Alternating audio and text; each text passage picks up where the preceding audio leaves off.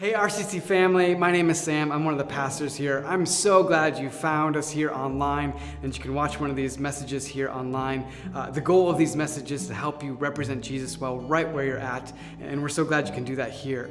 If you'd like to get connected with a church, whether us as a staff or in different ways, you can go down to the links below. You can do that through the links to get connected. You can also go on social media and find us on social media through those links. And then finally, if you want to continue to support the ministries of RCC, you can find a way to give there. We're so excited that you're a part of this church family and that you want to continue to grow your faith and grow in your ability to represent Jesus well right where you're at.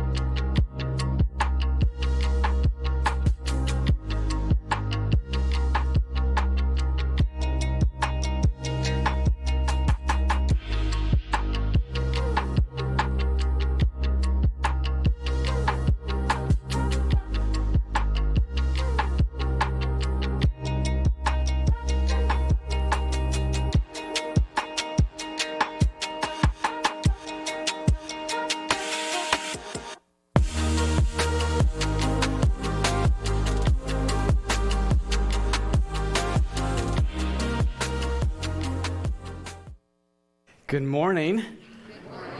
Welcome to Ripon Community Church. My name is Sam. I'm one of the pastors here, and today is our final Sunday in our Made for More series. And in a short while, near the end of this message, we're all going to have the opportunity to hand in these cards and to signify how God has been working in us. And some of you this morning, you're coming ready. You've been coming for the last number of weeks, and you're coming ready to commit to giving for the first time. Like, that's the first thing. You've never done it before. It's a big deal. That's amazing.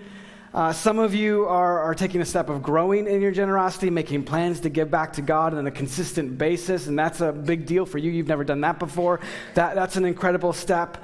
Others of you are taking the step to give as God directs, making this part of your life a big priority in your life and your finances, and that's a massive deal.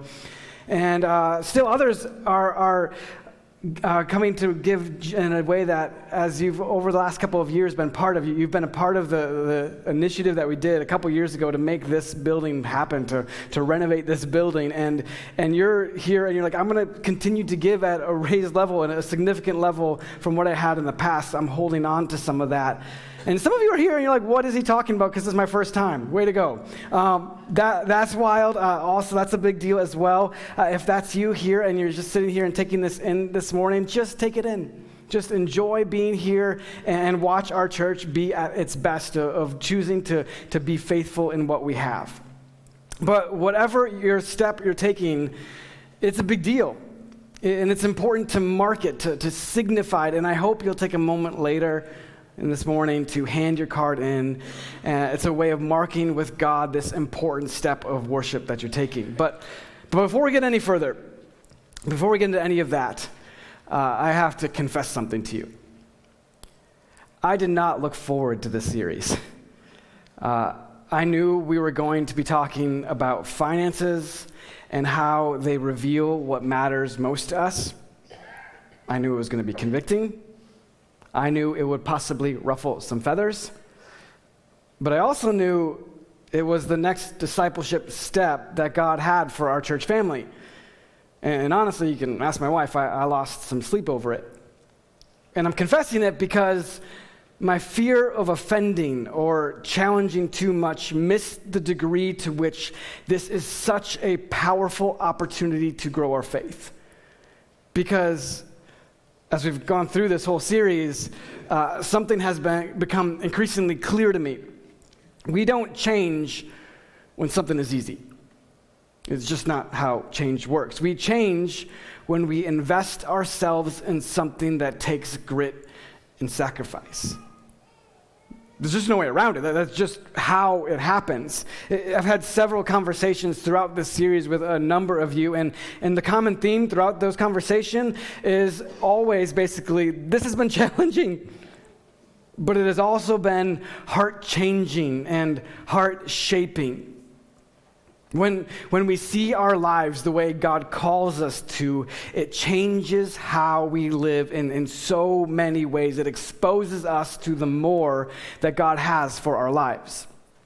And so while this is uncomfortable to admit, the best way to see things this way is through how we use and view our finances. And Jesus understood that. That's why he used money for his illustrations more than basically anything else. And so throughout this series, we've built a biblical framework for how to view our finances. And so far, we've had 4 basic principles for how we can view our finances. The first is this: we are stewards of God's resources. Everything we have is a gift from him. There's nothing that we own that he didn't give to us or enable us to have. Number 2 is we trust God. We trust him, and we know that he's the one to trust, not our bank account, not our skill set, not any of those other things. We trust God more than anything else. Number 3 is this: we're formed to the extent that we're generous. Where our heart is, where our treasure is, that's where our heart is. And so when we're generous, our heart goes to generous places. That's what forms us over time. More and more it works on us. And then number 4, we talked about last week, is 90 is greater than 100. Mathematically, it doesn't make sense, but in God's economy, it does. In God's way of viewing things, when we have 90 with God, it is much greater than 100 without him. He takes things further. He gives us a richer and fuller life when we realize that everything belongs to him and we steward his resources. And so this week, we're going to add one final piece and principle before we take this step together, and that's this: our most impactful investment is our kingdom investment. Now, before we dig into that principle, I want to recognize one more thing. This is hard. Some of you have had difficult conversations about this at home. Some of you might even be a little tired of hearing about this stuff. I get it. Conversations about money are often filled with emotion. That's because they reveal so much about what we value. There are a few things that reveal what we value as much as our finances do. And the only other thing that I know of that comes close to revealing what we value as much as our finances is often what's said about us at our funeral. Over the years, I've had the opportunity, the great privilege of officiating a number of funerals. I honestly don't think that there is a greater honor than to preside over a moment like that in the life of a family. I take it incredibly seriously. I actually officiated one this past week, and it was for a humble, generous, kind, and gentle man who was incredibly beloved by his family. Sitting with that family, it could not have been clearer what he valued. He had shown it with his life. The kids had received it. They had experienced it. His wife had. It was beautiful. Now, the first funeral I ever had the honor of speaking at was actually for my grandmother Alice. I was barely out of college, and I remember wrestling over what to say. You know, she was incredibly loved. She was really special in my life. And so there was really only one thing I could talk about: coffee cake. She was always making it. It was delicious, especially with a little slab of butter. It was incredible. And she was always giving it away. I don't think even then I realized just how important that was. She was a widow who lost her husband far too early to cancer. She lived on very little but never stopped giving. One of my oldest memories of her is sitting in her kitchen as she would peel apples for pie or apple squares or whatever. It was like, what else would you want to enjoy as a kid? Like, that's the most blissful moment there is. And I would just sit there and eat the apple peels.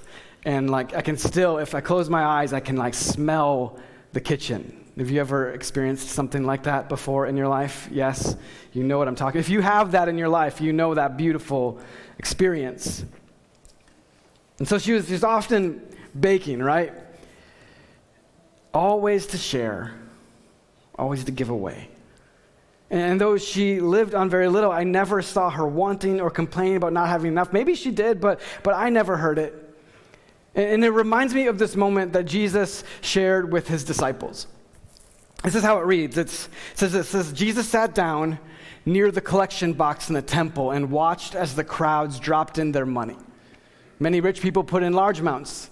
Then a poor widow came and dropped in 2 coins. Imagine that for a moment. I mean, here these people are that are well off, and they're doing what they're supposed to do. They come in and they give these offerings to God, and it's coins, right? So metal pieces of silver or gold or whatever it is, and they would drop it in those containers, and you can imagine the cacophony of noise that followed, right? Shh, right? All the noise that happens when these people come in and they give back to God. And that's all beautiful and good, but then this widow comes, and she puts in 2 small coins. And can you imagine the comparison, can't you? Like the big cacophony of noise, and then all of a sudden, ting! And that's it. It continues, it says, Jesus called his disciples to him and said, I tell you this, the truth. This poor widow has given more than all the others who are making contributions. For they gave a tiny part of their surplus, but she, poor as she is, has given everything she had to live on. Though she had less, she gave more. That's God's economy. It's about our hearts. She wasn't there looking for accolades. She wasn't looking for praise. She knew that God knew. God's not interested in how much noise we metaphorically make in the collection box when we give back to him.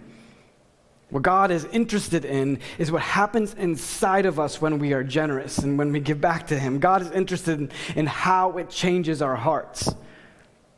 Because God's kingdom doesn't work like a bank.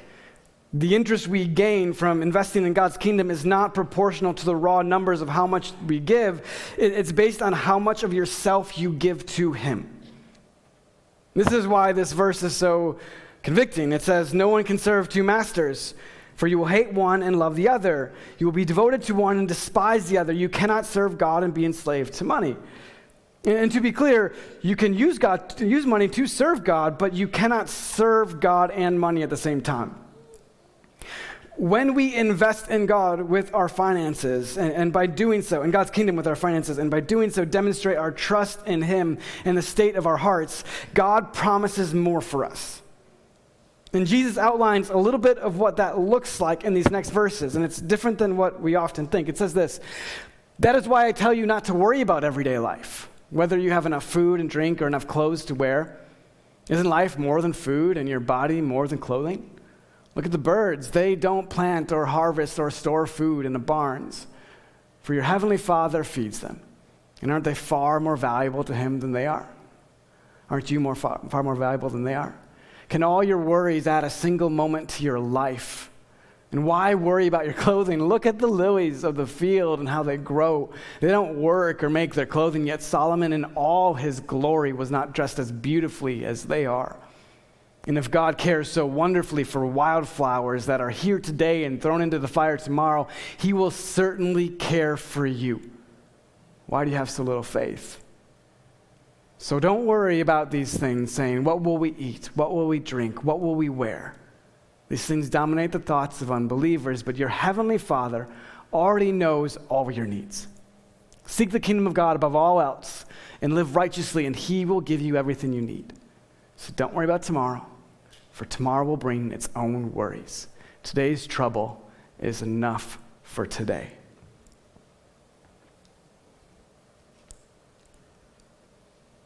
What would you give to not have to worry? The more God has for us is often found in a life where we're consistently aware of how God is providing for us. It's a life spent constantly marveling at how God provides. This is why God tells us to store up treasure in heaven. There's just something incredible that happens when you're generous and you trust. This principle, it's so true. It's so true that a shrewd person can even benefit from it, even if they have ulterior motives. And Jesus knew this. Like, Jesus tells the story of a very wealthy man who has a manager that takes care of his stuff, right? This manager manages the stuff that he has. He makes sure everything's paid on time. He makes sure all the places are stocked, make sure all those things are taken care of, etc.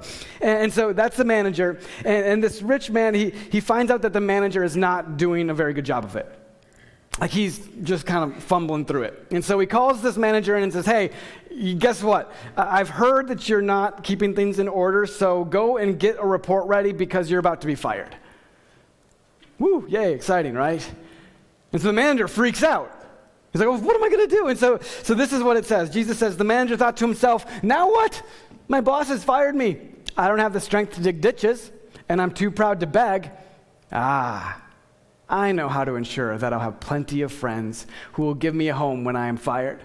So he invited each person who owed money to his employer to come and discuss the situation. He asked the first one, how much do you owe him? The man replied, I owe him 800 gallons of olive oil. So the manager told him, take the bill and quickly change it to 400 gallons. And how much do you owe my employer? He asked the next man. I owe him 1,000 bushels of wheat, was the reply. Here, the manager said, take the bill and change it to 800 bushels. It continues, it says, the rich man had to admire the dishonest rascal, I just love that, for being so shrewd. And it is true that the children of this world are more shrewd in dealing with the world around them than are the children of the light. Here's the lesson. Use your worldly resources to benefit others and make friends. Then, when your possessions are gone, they will welcome you to an eternal home.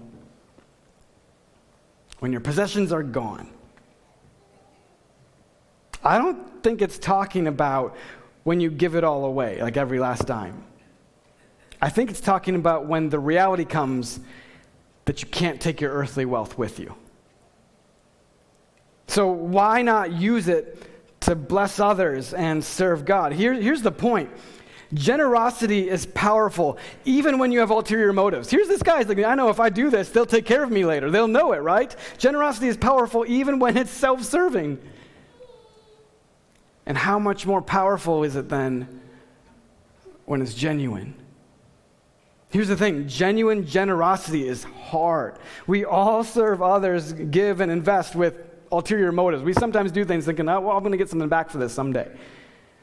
But when we invest in something, it has this way of becoming more and more valuable in your life. If you own stock in a particular company, you cheer when it's successful, right? Yay, this is good. I'm going to go shop there, not this other place, because I want this place to be successful. It's because what you invest in, it shapes you. Which brings us back to that final principle for us today. Our most impactful investment is our kingdom investment. It impacts us personally more than any other investment, and it impacts the world around us more than any other investment. And how does that work? First, very simply, when you invest in something, you're far more likely to roll up your sleeves and care about that thing. It's just natural. Investing in God's kingdom makes you care more deeply about the ways that God's kingdom is advancing around you.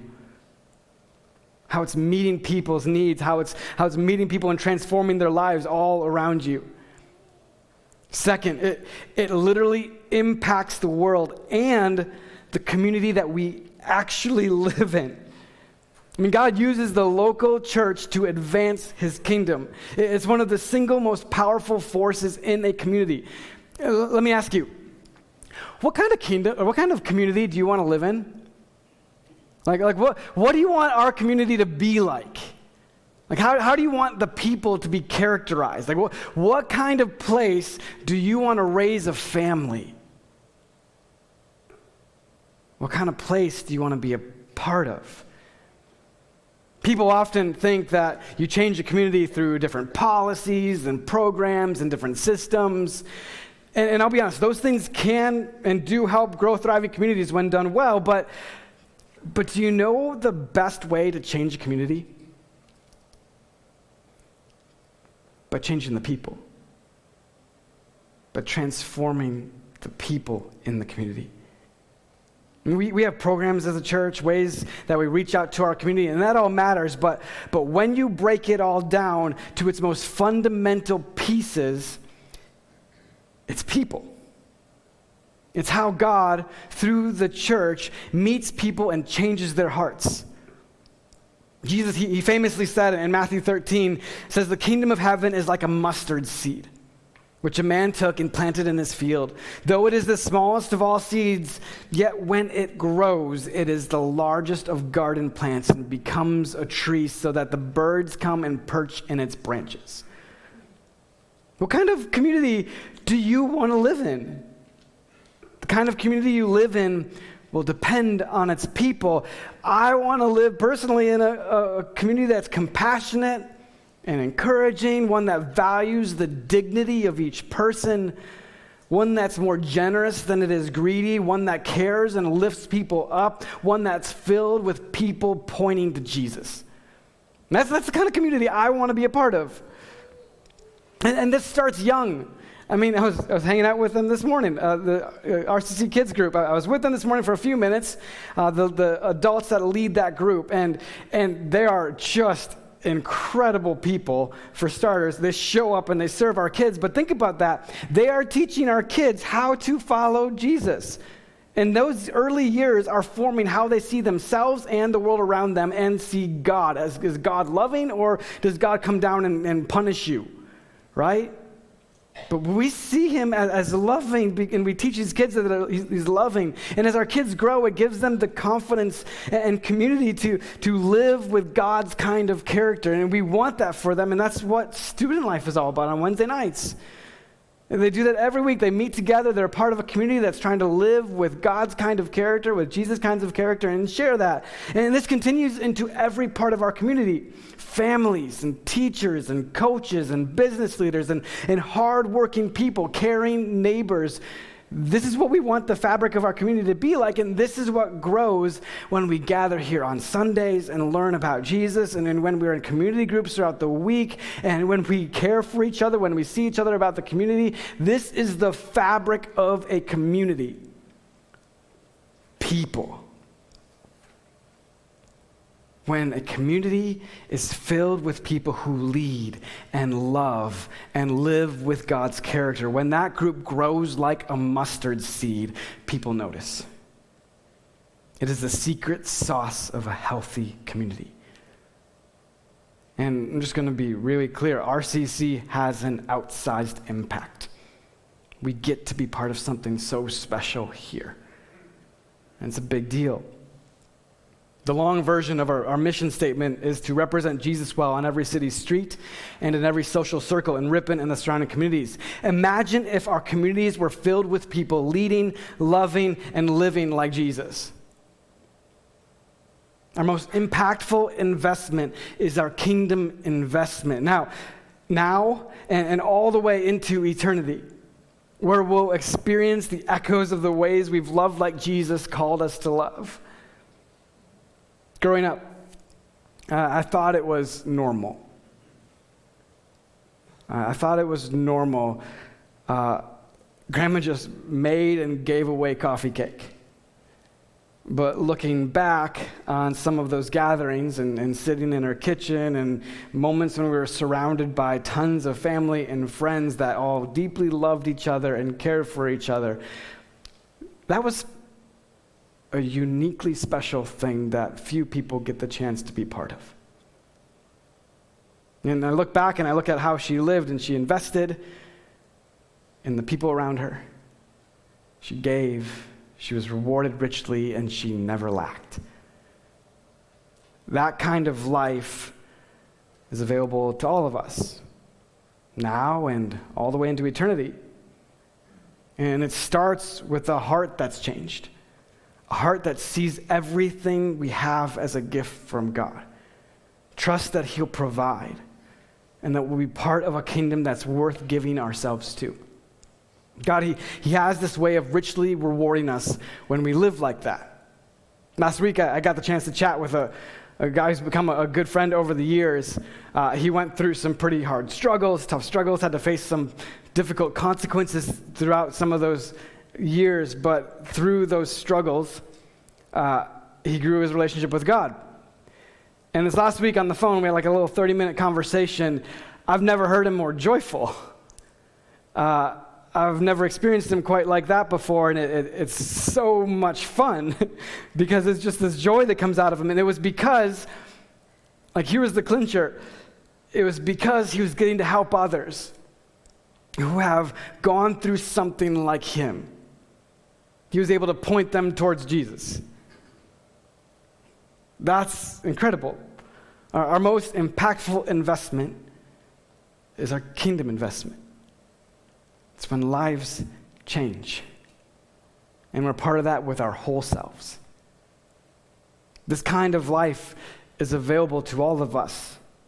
And so today we're taking a step, and it's a step that will shape our hearts. I mean, we're going to hand these cards in, and I just want to be very clear that this is not about a number. This is not a fundraiser. We're not going to add these all up and say, hey, way to go, we did something. No, that's not what this is at all. As a church, we are financially in a very healthy position. Like, sincerely, we are making budget and everything. That's an incredible thing. This is not a fundraiser. We're not sharing these with anyone. This is between you and God. This is between you and God. This is about our hearts and growing them to be more generous, hearts that live grateful for how God has blessed them, hearts that invest in the kinds of things that really matter when everything is said and done. Here's what we're going to do with them. And I just want to give you permission, to say right now, you can grab them in front of you. They're in the things. Go ahead and pull it out. It's okay. If you're in the front row, there are some in back if you want to grab one. Just grab one. And in this card, and if you're watching online, you can also, there'll be a link if you want to participate as well. I don't want you to miss out on that as well. So you can go follow that link. But here's the thing. There's something powerful about physically doing something. It's more than just letters or numbers on a paper. It connects your heart with it more fully. And these cards, again, they'll remain confidential. We won't be tracking this or calling you up. This is literally just for you. And what we will do is take these cards and pray for you and pray for the heart shift and growth that God has done in you, and we'll pray that God blesses you. Like that's the goal of this. But if you're new here, if you're visiting, please know that there's no pressure. Like literally no pressure to participate. You're certainly welcome to if you'd like to, but you're also getting to see our church family at its best, willing to take steps of faith to invest in God's kingdom. Take it in as you see people taking these real steps of faith. You get to see that happen in front of you, which is a big deal. But here's how you fill it out. They've got this, got name, email address, phone number, all that stuff. And then there's three things to mark here. Initial giver. Some of you are like, I've never done this whole give to a church thing. And you've been trying to decide if you trust the church or not, which is a very legitimate conversation to have. But if you're like, I'm going to start. I'm going to actually be part of that and see what that's like. You can mark that. If you're a regular giver, you want to become a regular. I give right here and there. It's something I sometimes do, but it's not like something I do on a regular basis. And you want to take that step. You could mark that and say, I'm going to give on a regular basis. This is something I'm going to set up so it's a normal thing for me because I want to be reminded on a regular basis that all that I have is from God and I'm able to give some of it back to Him. And then the final step is to be a priority giver. It's somebody who gives as God directs. To give of our finances in a way that literally shows that 90% is greater than 100 in His way. And you're going to take that step. There's the whole chart on the back. You can look at that and follow that. But we've been talking about this whole series. And if you're here this morning and you're like, I've heard all this stuff about how it's supposed to change my heart, but I'm just feeling that like weird rub. I just want to encourage you that, again, this is between you and God. This is not going to come back in any way, shape, or form to you other than you having the opportunity to do this between you and God. And I want to encourage you that as I've done this over the years, as my family has done this over the years, Meg and I, there's definitely sacrifice. There's definitely going without. but there's never been a sadness there. There's always been this joy that God has provided and a realization that God has provided, and it has grown our faith in an incredible way over the years. And so I want to encourage you to be part of that. And then finally, last thing I want to say is this. Some of you have been generous for a long time. You give on a consistent basis. I don't want you to miss out on this. So if you're like, I give, I'm a priority giver, I want you to mark that and come up and put that on these tables. And know that you've been faithful for years. Now you're going to continue to be faithful, and that is a step that you're also taking as well. So with that, take a moment. You can fill these out, and I'm going to invite you. You can come down this aisle or this aisle, and then go around to the outside. Take a moment if you want to just chat together for a little bit, and then bring these forward. And then when we're done together as a church community, and we're done coming up, I'm going to say a prayer, and then we'll go into worship. Thank you.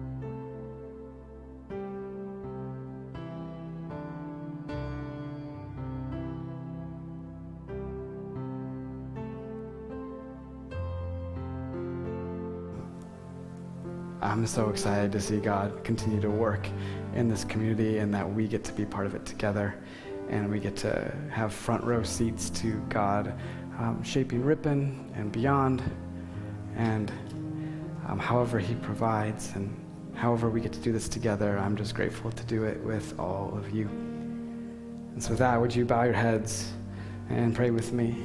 Dear God,